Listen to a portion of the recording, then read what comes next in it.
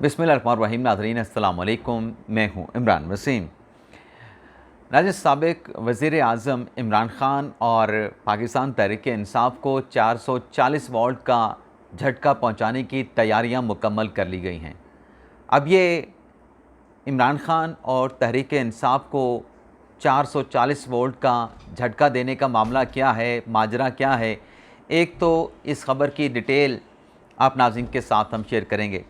इसके अलावा नाज़रीन, जस्टिस मंसूर अली शाह की जानिब से कल जो अदालती फ़ैसलों पर इम्प्लीमेंटेशन के हवाले से जो स्टेटमेंट दिया गया, मंसूर अली शाह साहब के इस बयान पर हुकूमत का जवाब आया है, सख्त जवाब है और जस्टिस मंसूर अली शाह से 4 सवालों का जवाब मांगा गया है।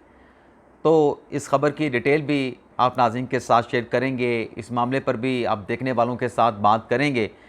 इसके अलावा भी काजी फ़ाइज़ ईसा, आर्मी चीफ़ की एक्सटेंशन, चीफ जस्टिस की एक्सटेंशन, इस हवाले से भी कुछ तफ़सीलात हैं जो इस प्रोग्राम में आपके साथ हम शेयर करने जा रहे हैं। लेकिन प्रोग्राम का आगाज़ करने से पहले आप देखने वालों से चैनल सब्सक्रिप्शन की दरख्वास्त करेंगे कि अगर आप नाज़रीन की तरफ से अभी तक हमारे चैनल को सब्सक्राइब नहीं किया गया तो आपसे दरख्वास्त होगी कि चैनल को सब्सक्राइब कर लें, बेल आइकॉन का बटन प्रेस करें और अगर आपको हमारी वीडियो पसंद आती है तो इसको लाइक भी करें और अपने साथियों के साथ, दोस्तों के साथ शेयर भी करें। तो पहली खबर से नाज़रीन गुफ्तगू का आगाज़ करने से पहले कल एक ख़बर आपके साथ मैंने शेयर की कि पाकिस्तान तहरीक-ए-इंसाफ़ की 3 विकटें निशाने पे आ गई हैं और वो 3 विकटें या 3 खिलाड़ी मुसमिक नवाज़ के निशाने पे आई हैं। तो मैंने आपसे उस ख़बर का सिर्फ हिंट शेयर किया था कि ये डेवलपमेंट होने जा रही है। तो आज ये ख़बर चूँकि मीडिया पे आ चुकी है तो अब इसकी डिटेल भी आपके साथ शेयर कर लेते हैं। नाज़रीन, अन्य 154 और 79 गुजरांवाला, NA 79, NA 81 गुजरांवाला, ये 3 हलके जहाँ पर पहले राउंड में 8 फरवरी 2024 के इंतखाबात में तहरीक-ए-इंसाफ़ के कैंडिडेट जीते और जब दोबारा गिनती हुई तो मुसमिक नवाज़ के कैंडिडेट जीत गए और जब नून लीगी उम्मीदवार जीते तो PTI के रहनुमाओं की तरफ से लाहौर हाई कोर्ट से उनकी जो जीत थी रीकाउंट के ज़रिए उसको ख़त्म करवा दिया गया। तो 3 लीगी उम्मीदवार जो थे जिन्हें लाहौर हाई कोर्ट ने उनकी कामयाबी को रिवर्स कर दिया, वो सुप्रीम कोर्ट में आ गए थे। तो सुप्रीम कोर्ट ने इन तीनों हलकों पे जो रीकाउंट का क्वेश्चन था उसके ऊपर फैसला महफूज कर लिया था। तो कल chief justice of Pakistan justice Qazi Faez Isa इस मामले का फ़ैसला सुनाने जा रहे हैं। NA 154 लीगी रहनुमा हैं अब्दुर्रहमान कांजू, उनके मुकाबले में फराज नून साहब हैं। दूसरा गुजरांवाला से NA 81 से लीगी रहनुमा हैं, उम्मीदवार हैं अज़हर क़य्यूम नारा साहब, उनके मुकाबले में राना बिलाल हैं, बिलाल अज़हर हैं। और NA 79 गुजरांवाला से PTI के हैं एहसानुल्लाह विर्क और उधर से जो मतलब जो मुखालिफ सुप्रीम कोर्ट में आए हैं वो जुल्फ़कार अहमद हैं। तो मैंने इसलिए कहा कि PTI के कैंडिडेट जो है वो निशाने पे आए क्योंकि लाहौर हाई कोर्ट के फ़ैसले के ख़िलाफ़ लीगी उम्मीदवार सुप्रीम कोर्ट में आए हैं। तो कल इस दरख्वास्त के ऊपर फ़ैसला होना है। मुझे नहीं पता कि फ़ैसला क्या होगा, लेकिन लीगी रहनुमाओं की अपीलों के तनाज़र में जो निशाने पे हैं वो पाकिस्तान तहरीक-ए-इंसाफ़ के उम्मीदवार हैं। तो देखते हैं कल इस केस का क्या फ़ैसला होता है। तो सुप्रीम कोर्ट का जिक्र हुआ तो सुप्रीम कोर्ट के हवाले से कल जो जस्टिस मंसूर अली शाह साहब ने स्टेटमेंट दिया कि ऐसा हो नहीं सकता कि सुप्रीम कोर्ट फ़ैसला दे और उस फैसले पर अमल दरामद ना हो सके। और जस्टिस मंसूर अली शाह साहब की जानिब से ये भी कहा गया कि सुप्रीम कोर्ट के फ़ैसले पर अगर अमल दरामद ना हो तो उसके कानूनी नताइज भी होते हैं। अच्छा, कानूनी नताइज क्या होते हैं? वो तौहीन अदालत की कार्रवाई होती है जो कि फ़ेस करना पड़ती है। अच्छा, यहाँ पर भी 2 आरा हैं। एक ये है कि इलेक्शन कमीशन के ख़िलाफ़ तौहीन अदालत की कार्रवाई नहीं हो सकती। दूसरी आरा ये है कि अगर 3 नवंबर 2007 के सुप्रीम कोर्ट के 7 रुकनी बेंच के हुक्मनामा अगर वायलेट हो सकता है और उस हुक्मनामे की वायलेशन पे हाई कोर्ट्स के, आला अदालतों के जजेस को कंटेम्प्ट का नोटिस हो सकता है, वो भी आईनी ओहदेदार हैं, तो इलेक्शन कमीशन को तौहीन अदालत का नोटिस क्यों नहीं हो सकता? तो 2 अलग अलग आरा जो हैं वो अपनी जगह पे मौजूद हैं। लेकिन आज ये जो मंसूर अली शाह साहब ने कहा ना कि अगर आपने अदालती फ़ैसले पर अमल दरामद नहीं करना तो आप जो तरीक़ाकार है वो उसको चेंज कर लें। तो कल मंसूर अली शाह साहब का स्टेटमेंट मीडिया पर बहुत ज़्यादा वायरल हुआ, चाहे वो कन्वेंशनल मीडिया हो चाहे वो सोशल मीडिया हो, काफ़ी इसको वेटेज दी गई, काफ़ी इसको जो है वो एयर टाइम दिया गया, अखबारात में स्पेस दी गई। तो मंसूर अली शाह साहब के स्टेटमेंट के ऊपर आज जो हुकूमती रद्दमल आया है, दो तरफ़ा ये रद्दमल है, यानी दो तरफ से रद्दमल आया है। तो सबसे पहले जो एहसन इकबाल साहब ने रद्दमल दिया, पहले तो वो आपके साथ शेयर कर लें, फिर जो दूसरा रद्दमल है जिसमें 4 सवालों का जवाब मंसूर अली शाह साहब से मांगा गया है वो आपके सामने रखेंगे। एहसन इकबाल साहब ने जो रद्दमल दिया वो इनडायरेक्ट है। एहसन इकबाल साहब ने ये कहा है कि चंद जर्नीलों और जजेस की बेगमात, दोबारा कह देता हूँ कि चंद जर्नीलों और जजेस ने बेगमात और बच्चों के कहने पे अनाड़ी को मुल्क पर मुसल्लत किया। ये पनामा की बात कर रहे हैं। पनामा के दौर में हमने खुद देखा था कि जब नवाज शरीफ का केस JIT की रिपोर्ट के बाद, आर्गूमेंट के बाद फैसला सुनाया जाना था, तो उस वक्त कमरा अदालत नंबर 1 में जस्टिस आसिफ सईद खान खोसा साहब ने 5 रुकनी बेंच ने फैसला सुनाना था। तो जजेस की फैमिलीज़ अदालत में आई हुई थी। उन्हें खसूसी तौर पे जो एक मेहमानों की गैलरी है वहाँ पे बिठाया गया था। तो ज़ाहिर सी बात है कि उन्हें पता था कि आज नवाज शरीफ को डिस्क्वालीफाई किया जाएगा, क्योंकि अगर उनको मालूम ना होता कि आज नवाज शरीफ को डिस्क्वालीफाई नहीं किया जाएगा या कोई और चीज़ हो सकती है, तो वो कभी जज साहबान अपनी फैमिलीज़ को वहाँ पे मेहमान गैलरी में ना बुलाते। लेकिन चूँकि उन्हें मालूम था कि आज नवाज शरीफ को नाहल किया जाएगा पनामा की बजाय इकामा की बुनियाद पे, तो फैमिलीज़ भी मौजूद थी और उस फैसले के बाद तालियां भी बजाई गईं और बड़े खुश हुए जजेस की फैमिली। और उसमें जैसे एहसन इकबाल साहब कहते हैं कि जर्नलों की फैमिलियां भी शामिल हैं। वो बेशक फ़ैसला सुनने नहीं आई थी, लेकिन आपको PTI के जलसों में, रैलियों में, मजमों में आपको नज़र आएंगी। तो एहसन इकबाल साहब दरअसल ये बात वो पनामा के तनाज़ुर में बात कर रहे हैं, जो नवाज शरीफ को डिस्क्वालीफाई करके इमरान खान को जो है वो सादक अमीन करार देकर जो है वो लाया गया था। तो ये तो रद्दमल है उनका, जनाब जो है वो एहसन इकबाल साहब का। वैसे नाज़िम, मुझसे बहुत सारे दोस्त ये सवाल करते हैं कि आजकल जो हो रहा है इस पर आप क्या कहते हैं। तो मैं उसको कहता हूँ कि आप उन दोस्तों को ये जवाब देता हूँ ना, आप कहते हैं कि ये सुप्रीम कोर्ट को क्लॉक जो है वो रिवर्स करना चाहिए। जैसे इमरान खान साहब को जब 9 मई को पकड़ा गया, 9 मई को पकड़ने के बाद जब सुप्रीम कोर्ट में उनकी पेशी हुई तो सुप्रीम कोर्ट ने कहा कि हमने वॉल को जो है वो रिवर्स कर दिया है, घड़ी की सुइयों को रिवर्स कर दिया है उस जगह पे जहाँ पे इमरान खान को अरेस्ट किया गया था। इसी तरीके से हमारे साथी भी ये आर्गूमेंट क्लॉक को रिवर्स करने वाला कहते हैं कि जो इमरान खान के साथ ज़्यादतियाँ हो रही हैं, तहरीक इंसाफ के साथ ज़्यादतियाँ हो रही हैं, ये सुप्रीम कोर्ट ने मखसूस नशिस्तों के फैसले में उस क्लॉक को रिवर्स किया। तो उनकी इन दलील के जवाब में फिर मैं उनको ये जवाब देता हूँ कि आपकी अगर ये दलीलें एक्सेप्ट कर लें तो फिर तो जिस तरीके से इमरान खान को इस मुल्क पे मुसल्लत किया गया, वो तमाम हथकंडे, वो तमाम इक़दामात, वो तमाम जो एक कोऑर्डिनेशन थी मुख्तलिफ़ शख्सियात की, इदारों के अहम सरबराहान की, तो उसमें इमरान खान साहब को जैसे एहसन इकबाल साहब ने कहा कि मुसल्लत किया गया, तो अब भी तो फिर वही क्लॉक को रिवर्स किया गया है। नून लीग के ख़िलाफ़ सारे एक्शन हुए, नवाज शरीफ टारगेट हुआ, नवाज शरीफ के बाद शहबाज शरीफ टारगेट हुआ। 2018 के इलेक्शन में नून लीग को हरवाया गया, नून लीग को जो है वो आगे नहीं आने दिया गया, हालांकि वो इलेक्शन जीत गए थे 2018 का। लेकिन किन हथकंडों से, किस प्लानिंग से प्री पोल रिगिंग की गई, पोलिंग के दौरान रिगिंग की गई और फिर पोस्ट इलेक्शन रिगिंग की गई। तो मैं फिर उनको क्लॉक को रिवर्स करने की उनकी दलील पे ये जवाब देता हूँ कि यहाँ पर भी जो जहाँ से ये सारा कुछ गलत होना शुरू हुआ उसको, उस क्लॉक को रिवर्स किया गया, तो फिर इसको भी मान लें। फिर उनके पास जवाब नहीं होता, वो लाजवाब हो जाते हैं कि नहीं नहीं ये कैसे होगा। मैंने कहा फिर वो कैसे हो गया भाई? अगर आप नवाज शरीफ, इमरान खान की गिरफ्तारी वाला क्लॉक रिवर्स करवा सकते हैं, मखसूस नशिस्तों में आप क्लॉक को जो है वो प्री इलेक्शन पे ले जा सकते हैं, तो यहाँ पे क्यों नहीं हो सकता? तो फिर लाजवाब हो जाते हैं, फिर जवाब उनसे नहीं बनता कि हमने कहना क्या। तो एक तो नाज़रीन ये रद्दमल है। इसके अलावा इरफान सदीकी साहब सेनेटर हैं मुस्लिम नवाज़ के, उनकी तरफ से अब ये कहा गया है, इरफान सदीकी साहब कहते हैं कि जस्टिस मंसूर शाह साहब ने कहा कि अदालती फ़ैसले पर अमल दरामद करने के सिवा कोई ऑप्शन नहीं। इस बात से 100% इत्तफाक करते हैं, ये इरफान सदीकी साहब ने कहा।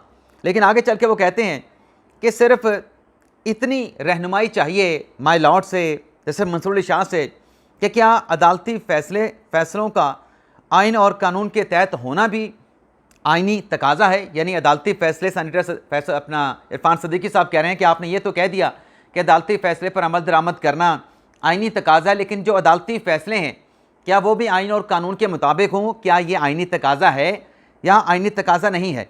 दूसरा उन्होंने सवाल पूछा, क्या अदलिया के पास कानून और आइन की नफ़ी करने का ऑप्शन मौजूद है कि आप आइन और कानून दोनों को नज़रअंदाज कर दें? तीसरा उन्होंने सवाल पूछा है कि क्या अदलिया के पास ये ऑप्शन है कि अपनी मर्ज़ी का कॉन्स्टिट्यूशन लिख दें, यानी कॉन्स्टिट्यूशन को रीराइट कर दें? और चौथा उन्होंने सवाल यह किया है कि अदलिया अगर इस रास्ते पे चल निकले, जो मंसूर अली शाह साहब ने कहा कि अदालती फ़ैसलों पर अगर अमल दरामद नहीं होगा तो एक जो आइनी तवाज़न है इदारों के दरमियान अख्तियारात की तकसीम का, वो तवाज़न बिगड़ जाएगा। तो यही सवाल इरफान सदीकी साहब ने मंसूर अली शाह साहब से पूछा है कि अगर अदलिया इसी रास्ते पे चल निकले, जो उन्होंने 3-4 सवाल किए हैं, और उनके कहने का मतलब यह है कि कॉन्स्टिट्यूशन को रीराइट किया गया है, आइन और कानून को मखसूस नशिस्तों के फैसले में फॉलो नहीं किया गया, अगर अदलिया इसी रास्ते पे चल निकले तो इरफान सदीकी ने चौथा सवाल ये किया है, तो क्या आइनी तवाज़न नहीं बिगड़ेगा? तो ये इरफान सदीकी साहब ने 4 सवालों का जवाब जो है मंसूर अली शाह साहब से मांगा है। इसके अलावा नाज़रीन, खातून रिपोर्टर हैं एनी शराजी साहबा, उनकी तरफ से इंटरव्यू किया गया उमर अयूब साहब का, पाकिस्तान तहरीक इंसाफ के सेक्रेटरी जनरल हैं, और इस इंटरव्यू में सवाल हुआ एक्सटेंशन के हवाले से। काजी फायसा चीफ जस्टिस ऑफ पाकिस्तान, उनकी एक्सटेंशन से मुतल्लिक सवाल हुआ। आर्मी चीफ सैयद आसिम मुनीर शाह साहब की एक्सटेंशन से मुतल्लिक सवाल हुआ। तो इन दोनों सवालों का बड़ा ही मुख्तलिफ जवाब दिया गया उमर अयूब की तरफ से, और मैं हैरान जिस बात पे था वो भी आगे चल के मैं आपके साथ शेयर करता हूँ। एक तो उमर अयूब साहब ने सहाफ़ी, एंकर, तजियाकार अनीस शिराजी के सवाल पे कहा कि काजी फैसल साहब का चूँकि वक्त कम रह गया है तो उनकी एक्सटेंशन तो का कोई ऑप्शन नहीं, उन्हें तो घर चले जाना चाहिए, हम उसकी एक्सटेंशन के मामले को मुस्तरद कर दें कि उनकी एक्सटेंशन बिल्कुल नहीं होनी चाहिए। फिर जब अनीस शिराजी ने सवाल किया आर्मी चीफ आसिम मुनीर की एक्सटेंशन के हवाले से, तो इस पर उमर अयूब साहब ने जवाब दिया कि अभी तो उनकी एक्सटेंशन का वक्त नहीं आया, जब उनकी एक्सटेंशन का वक्त आएगा तो तब इस मामले को देखेंगे। लेकिन फिर उमर अयूब साहब कहते हैं कि होना ये चाहिए कि जो कानून की हुक्मरानी है, जो सेटल कानून है, वक्त आएगा देखा जाएगा, लेकिन आइन और कानून के मुताबिक सब कुछ होना चाहिए। तो आइन और कानून की अगर हम बात करें, जैसे कि उमर अयूब साहब बात कह रहे हैं, तो कानून तो ये बना के गए थे, आर्मी चीफ की एक्सटेंशन का इमरान खान साहब कानून बना के गए थे, बाकी सियासी जमातों ने भी सपोर्ट किया था, पीपल्स पार्टी ने भी किया था, नून लीग ने भी किया था, मौलाना साहब की जमात ने मुझे याद नहीं किया था, लेकिन तकरीबन तमाम जमातों ने उस एक्सटेंशन के कानून को सपोर्ट किया था। तो कानून तो आप बना के गए थे, तो फिर आप कह देते कि कानून मौजूद है, अगर हुकूमत ने आर्मी चीफ आसिम मुनीर को अगर एक्सटेंशन देनी है तो दे दें, कानून मौजूद है। लेकिन आपने ये बात नहीं की, आपने चीफ जस्टिस काजी फैसल के एक्सटेंशन के मामले को तो फौरी तौर पर रिजेक्ट कर दिया, लेकिन आसिम मुनीर शाह साहब के एक्सटेंशन का मामला जो कि अभी किसी जगह डिस्कस नहीं हो रहा, आपने कहा जब आएंगे तब उस पर बात करेंगे। लेकिन जो मुझे हैरानी हुई कि ये तो एक्सटेंशन के अलमबरदार लोग हैं, दादा ने एक्सटेंशन ली, खुद एक्सटेंशन करते रहे, general Ayub Khan field marshal वो बन गए, 11 साल तक मुल्क पे मुसल्लत रहे, कितनी मरतबा एक्सटेंशन दी होगी आप खुद तसव्वुर कर लें।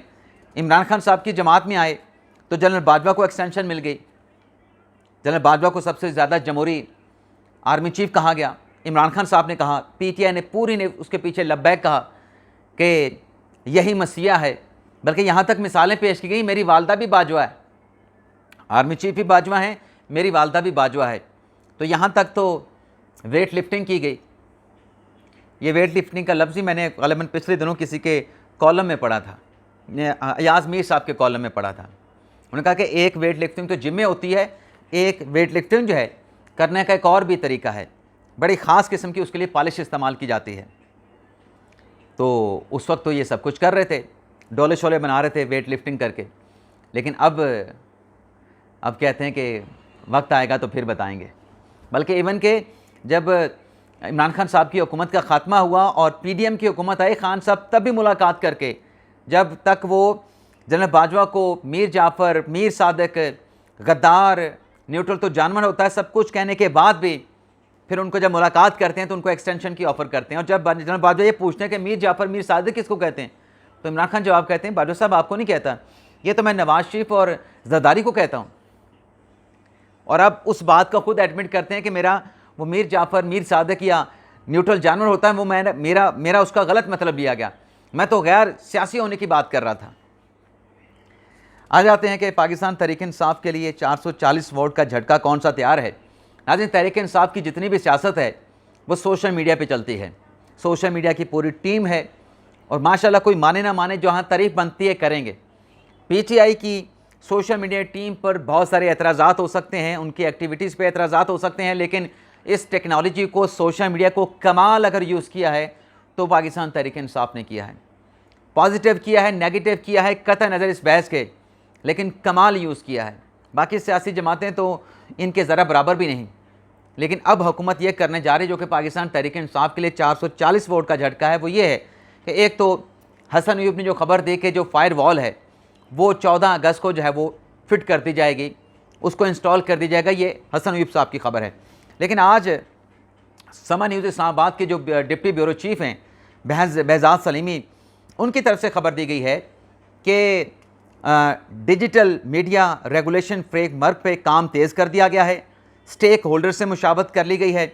आज़ादी राय पर वैसे नाज़रीन जो पाबंदी की बात करते हैं ना कि फायर लगा के और इस तरह की रेगुलेशन बना के आज़ादी राय पर पाबंदी हुकूमत लगाना चाहती है, जिसमें फ़ॉरेन मीडिया भी शामिल हो जाता है कि ये तो कदगन लगाई जा रही है पाकिस्तान में। उन्हीं फ़ॉरेन मीडिया के अगर रिपोर्टर से पूछा जाए तो ये फ़ॉरेन मीडिया वाले अपने पाकिस्तान में मौजूद रिपोर्टर, चाहे वो पाकिस्तानी हैं चाहे वो बाहर से अपने फ़ॉरेन रिपोर्टर्स को यहाँ पे भिजवाते हैं, पाकिस्तानियों की तो मैं बात कर सकता हूँ कि उन्हें सोशल मीडिया इस्तेमाल करने की इजाज़त नहीं होती। वॉइस ऑफ अमेरिका के हमारे साथी हैं और एक दो और मीडिया के साफ़ी हैं, वो सोशल मीडिया पे अपनी खबर का लिंक तो डाल सकते हैं, लेकिन अपनी तरफ से कोई राय, कोई तजिया, कोई एनालिसिस नहीं कर सकते सोशल मीडिया पे। तो उस कदगन पे भी कभी कोई बात कर लिया करें कि हम पाकिस्तान में आज़ादी राय की तो बात करते हैं, उस पर आर्टिकल छाप देते हैं, अपने मीडिया ऑर्गेनाइजेशन के साथियों के साथ करें, उस पर भी कभी इंटरनेशनल मीडिया बात करें ना कि हम खुद कितनी अपने साथियों को आज़ादी राय देते हैं, जिनको हम तनख्वाह देते हैं, जो हमारे महाना के एम्प्लॉयज़ हैं। तो बेहजाद सलीमी साहब ये कहते हैं कि ओटीटी जो फ्रेमवर्क तैयार किया गया है, पहले पीटीआई अथॉरिटी इसकी मंजूरी दी गई, फिर ये काबीना में पेश किया जाएगा और सोशल मीडिया जो फोरम्स हैं वो लाइसेंस और ऑथराइजेशन हासिल करेंगे। इसके बाद ऑनलाइन गेमिंग और ई कामर्स को भी इसी फ्रेमवर्क के तहत जो है वो रेगुलेट किया जाएगा।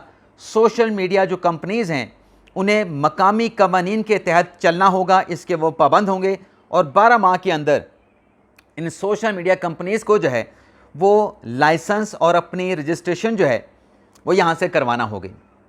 अब नाज़रीन ये रेगुलेशन बनने जा रही हैं, बाहर के ममालिक में तो ये सिस्टम मौजूद है, वहाँ पर तो सोशल मीडिया वो क्या कहते हैं शुतरे बेमुहार नहीं, वहाँ पे तो रेगुलेशन कवानीन मौजूद हैं, मुहासबा होता है, अकाउंटेबिलिटी होती है।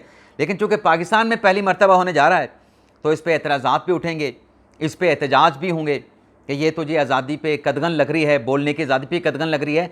लेकिन जिन ममालिक की आप मिसालें पेश करते हैं, क्या वहाँ पे इसको रेगुलेट करने के कवानीन मौजूद नहीं? डेफिनेटली मौजूद हैं, तो पाकिस्तान में भी होने चाहिए। इसके अलावा नाज़रीन एक और पाकिस्तान तहरीक इंसाफ के लिए शायद बुरी खबर हो, लेकिन पाकिस्तान के लिए अच्छी खबर का इशारा या इंदिया ज़रूर है। वो ये है कि मईशत की तरक्की के लिए ब्रिटिश माहिरीन की निगरानी में 5 साला प्लान जो है वो बनाया गया है। प्लान बनाया गया है, उसकी कामयाबी का ज़रिए से बात है कि जब वो प्लान चलेगा तो फिर ही उसकी कामयाबी का पता चल पाएगा।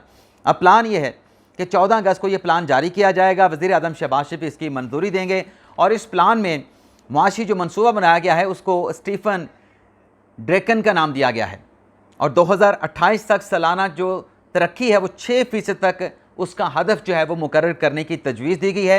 एक्सपोर्ट को $60 अरब तक ले जाने का हदफ मुकर्रर किया गया है। सालाना 10 लाख रोज़गार के मौके पैदा करने का जो है वो हदफ मुकर्रर किया गया है। तवानाई और कारोबारी लागत में कमी की तजवीज़ जो है इसमें शामिल की गई है और टैक्स टू GDP जो है वो 13.5% पे ले जाएगा और जो सरमायाकारी और बरामदात है उससे 15% तक बढ़ाने की जो है इस प्रोग्राम में तजवीज़ पेश की गई है। तो ये नाज़रीन आज का हमारा व्लॉग, इजाज़त चाहते हैं, अल्लाह हाफ़िज़।